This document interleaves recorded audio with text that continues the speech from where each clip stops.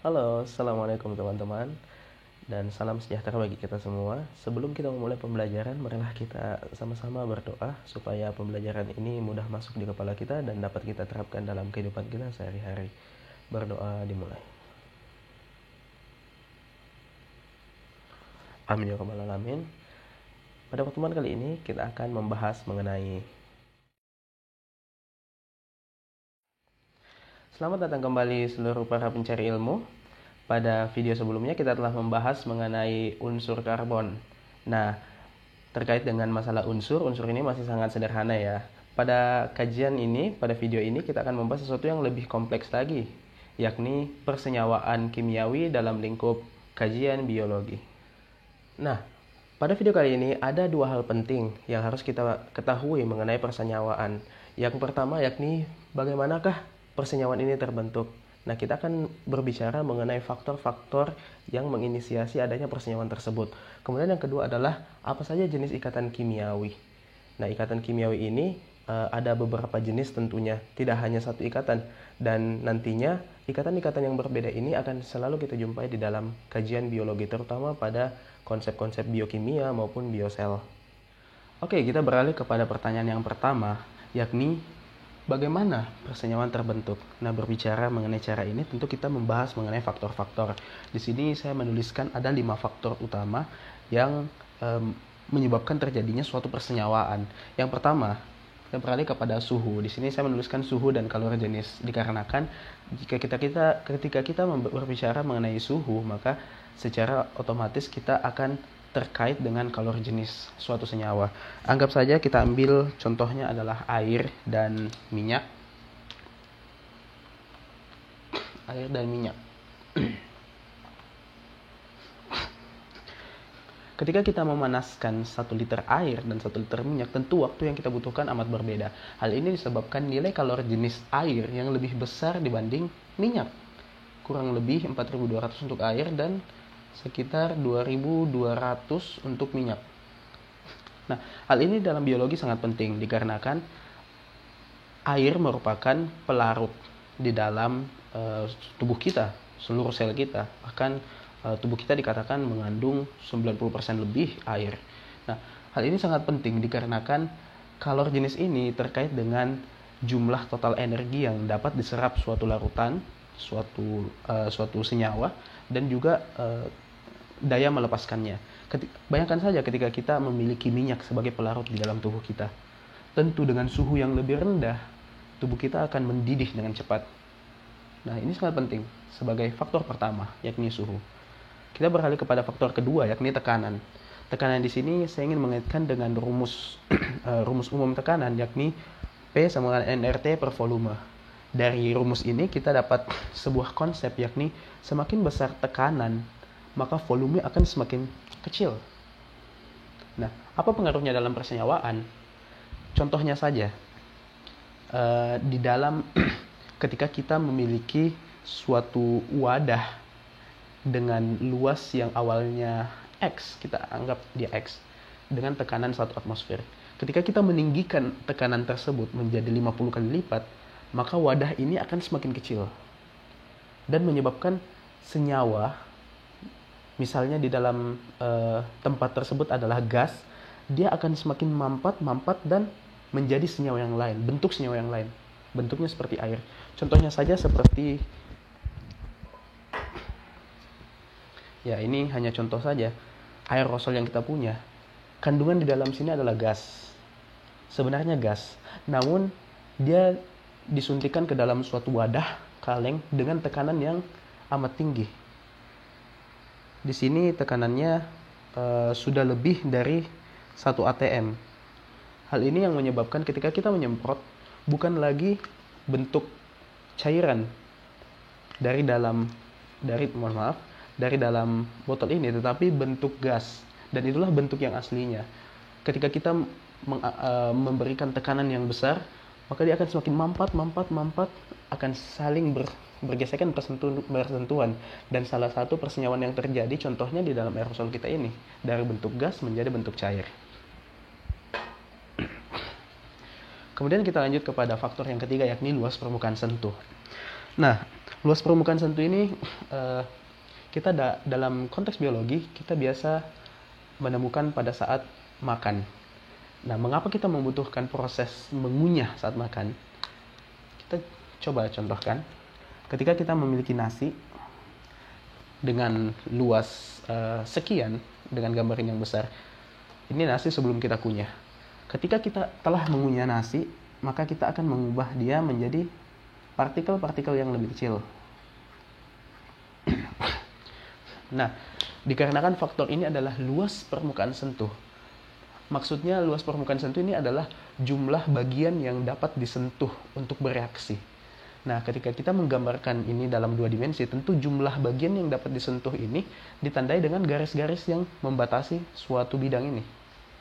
Di sini kita pada saat bentuknya besar, maka dia memiliki luas permukaan sentuh atau jumlah yang dapat disentuh untuk bereaksi hanya ada 1, 2, 3, 4. Hanya ada 4.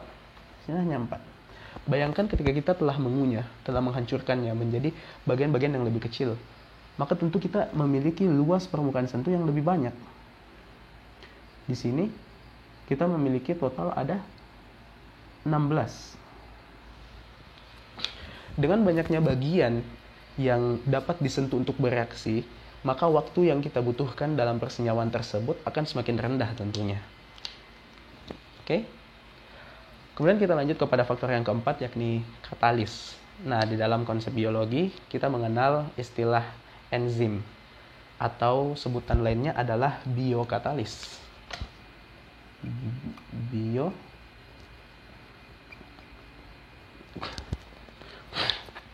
Enzim ini bekerja dengan cara dia melekat pada substrat, menyebabkan energi awal yang dibutuhkan substrat tersebut untuk bereaksi, atau sebutan lainnya adalah energi aktivasi.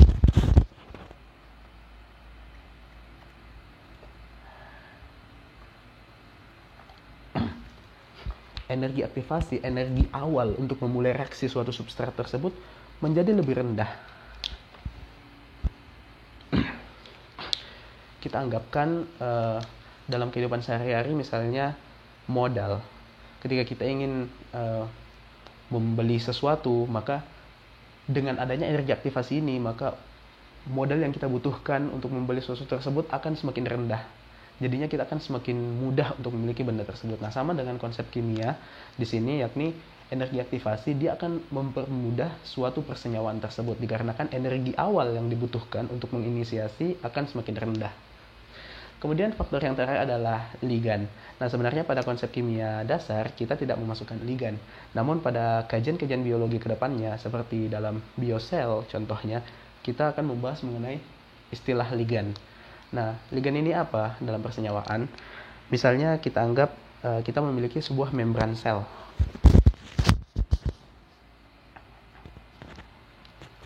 Sebuah membran sel dan kita memiliki glikoprotein sebagai pintu masuk persenyawaan yang ingin masuk ke dalamnya. Nah, ligan ini apa? Ligan ini seperti kunci yang kita butuhkan untuk membuka suatu pintu. Jadi tidak sembarangan kunci untuk sembarang pintu. Misalnya kita memiliki 2 molekul. Satu molekul, kita memiliki 2 molekul. Satu molekul memiliki ligan ditandai dengan warna biru, dan satu lagi molekul yang memiliki ligan ditandai dengan warna merah. Molekul ini sama, namun ligan yang dia miliki itu berbeda, sehingga hanya molekul yang memiliki ligan yang pas, yang sama warnanya di sini saya analogikan, yang dapat masuk ke dalam sel. Sedangkan yang memiliki ligan berbeda akan tertahan di luar sel dan tidak bisa masuk ke dalamnya. Nah, sekian untuk pertanyaan pertama. Oke, kita beralih kepada pertanyaan yang kedua, yakni apa saja jenis ikatan kimiawi. Nah, tentu sebelumnya kita telah membahas bahwa persenyawaan ini tidak dapat muncul serta-merta tanpa adanya sesuatu yang mengikat senyawa-senyawa tersebut. Misalnya saja antara air, H2O, antara hidrogen dan oksigen. Tentu kita memerlukan sebuah ikatan di sana, dan di sini kita akan menjawab jenis-jenis ikatan apa saja yang terdapat pada senyawa-senyawa, khususnya dalam lingkup biologi. Nah, di sini saya memberikan 3 contoh. Yang pertama ada senyawa kovalen, ada ionik, dan ada hidrogen. Untuk senyawa kovalen itu sendiri kita membagi menjadi 2. Pada beberapa sumber memang dikatakan ada 3 jenis. Yang pertama ada senyawa kovalen polar, ada non polar, dan juga ada koordinasi. Namun di sini saya akan hanya membahas 2, memfokuskan bahasan pada 2 saja, yakni kovalen polar dan non polar, karena ini yang paling sering kita jumpai di dalam kajian biologi. Nah, apa sih itu ikatan kovalen? Ikatan kovalen merupakan sebuah ikatan yang dimana adanya pemakaian elektron bersama. Kata kunci di sini adalah pemakaian elektron bersama. Nah, seperti apa bentuknya? Di sini kita membagi 2. Satu adalah kovalen polar dan non polar. Kovalen polar contohnya, kita memiliki H2O atau air, di mana kita ketahui bahwa O atau unsur oksigen ini memiliki elektron valensi sejumlah 6. Di sini saya gambarkan dengan silang. Ada jumlahnya 6. Karena dia kemudian kita memiliki hidrogen yang notabene-nya memiliki elektron valensi hanya 1. Nah, dikarenakan sifat negatif dari oksigen ini lebih besar, cenderung besar, sehingga dia menarik unsur lain. Dalam hal ini adalah hidrogen untuk berikat kepadanya. Dan di sini akan memenuhi aturan oktet dan duplet dari masing-masing unsurnya, yakni aturan duplet bagi hidrogen terpenuhi karena adanya pemakaian elektron bersama, elektron dari oksigen dan dari hidrogen itu sendiri, sehingga menghasilkan 2, dan juga adanya pemakaian elektron bersama bagi oksigen ini dari 6 dia bertambah 2 menjadi 8, memenuhi aturan duplet, memenuhi aturan oktet. Nah, mengapa dikatakan dia polar? Polar ini diambil dari kata pol, atau kita sebut dengan bahasa Indonesianya adalah kutub. Dikarenakan bentuk molekul yang cenderung berbentuk V, dengan bagian yang elektronegatif di bagian atas dan bagian yang positif cenderung di bagian bawah, sehingga kita memiliki 2 kutub pada senyawa ini, sehingga dia dikatakan senyawa kovalen yang polar. Nah, bagaimana yang non polar? Non polar misalnya ikatan-ikatan pada iodin, misalnya I2. Iodin memiliki valensi sejumlah 7.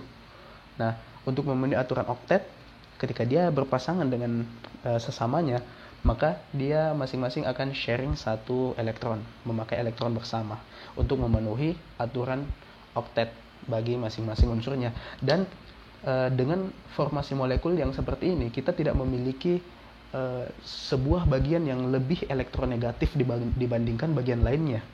Berbeda dengan H2O tadi, di bagian atas lebih banyak elektron, lebih elektronegatif dibanding bagian bawah yang sedikit elektron.